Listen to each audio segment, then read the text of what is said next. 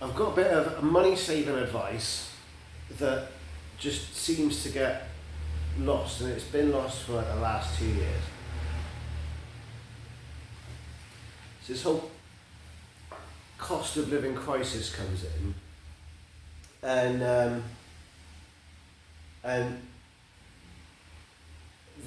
when stuff like this happens, there's always like one thing that keeps the market like level all throughout history. This has always been the case. As long as people have started trading, this has always been the case. Is if something is too expensive, don't buy it. Cannot stress that enough. If you think that something is too expensive or not worth the money that you would be paying for it, don't buy it. What then happens when you don't buy it is the person that is charging you for it susses out that the price that they have set is too high because you don't think it's worth it, and as a consequence, they know to lower the price. This is rudimentary economics, demand and supply. If you start to say that the amount of demand that you have for that product is less, the price comes down because you don't want it as much. So if the price comes down because you don't want it as much, then you're paying less for it. When you start to buy it, they figure out that you want it, so the price goes up. This works for most things. If you think to yourself, oh, well, the price of a Big Mac, using a Big Mac, well, no, I won't use a Big Mac as an example, using the price of a pint. So everybody starts this game of how much money can I make, and occasionally the world does get like that sometimes, so occasionally it's a good idea to have that in your mind. When people start to play that game, what happens is that somebody then starts to think to themselves, oh, if somebody's paying £4 for a pint, let's see if I can charge them £4.50. So they then charge them £4.50. And maybe a couple of people don't buy as many pints or whatever, but they've just basically just made like a fairly big increase, but the person's going to pay for it anyway. So, okay, so then you put the price a little bit higher.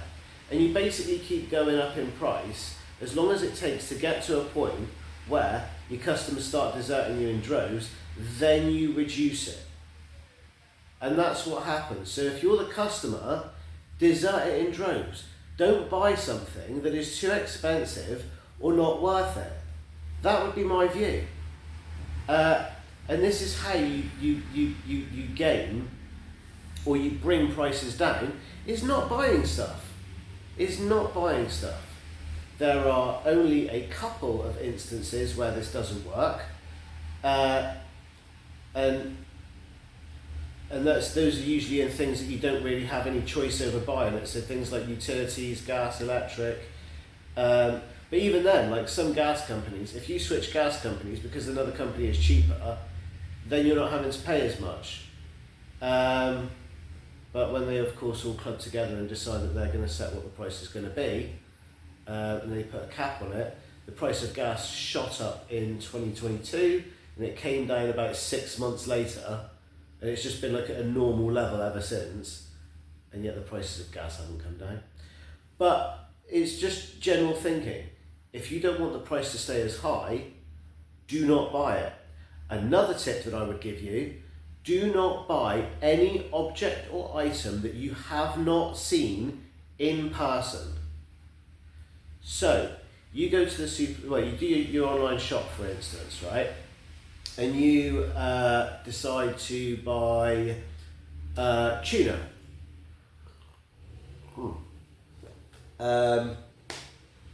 Tuna, bad example. Say you decide to buy salmon, and the supermarket's looking at the salmon and it's saying, well, we are running low on the salmon, so what we'll do is, because we know that this shopper is simply just going to take it, because that's what they do, they take it until somebody pushes back and keep on trying with whoever's going to take it.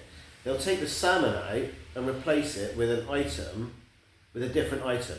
Now, do you think that they're going to replace it with an item that you want and an item that's selling well, or do you think they're going to replace it with something that's not particularly doing too well, but they've got a lot of it, so they might as well just get rid of it that way? And then they don't tell you about this. There's not somebody at the depot calling you up when they're organising your shop, which, think about it, they could do. It's not somebody there saying, or like you do when you go to the supermarket and you say to whoever it is you're doing the shop for, oh, they haven't got this, that and the other, is it okay if I get you such and such? You've got nobody doing that.